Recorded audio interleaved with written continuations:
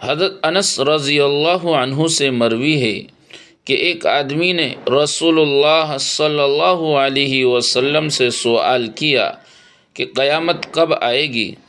تو آپ صلی اللہ علیہ وسلم نے کوئی جواب نہیں دیا اور نماز کے لیے مصلی پر تشریف لے گئے۔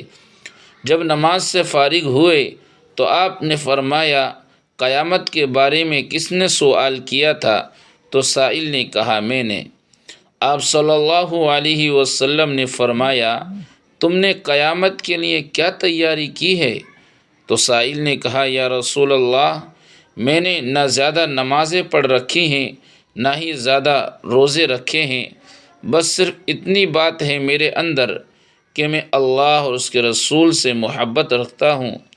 تو آپ صلی اللہ علیہ وسلم نے اس پر فرمایا، المرء مع من احب وانت مع من احببت، کہ آدمی کا حشر اس کے ساتھ ہوگا جس سے وہ محبت رکھتا ہے، اور تم بھی انہی کے ساتھ ہوگے جن سے تم محبت رکھتے ہو۔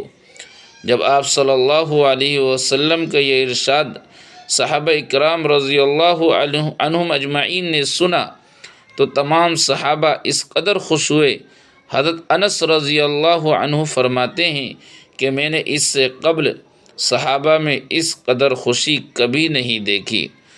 دوستو، نبی پاک صلی اللہ علیہ وسلم ہی سے محبت کیجیے تاکہ ہمارا حشر آپ کے ساتھ ہو، اور ناچنے گانے والوں اور اسی طرح گنہگاروں، غلط لوگوں کی صحبت اور ان کی محبت سے بچیے۔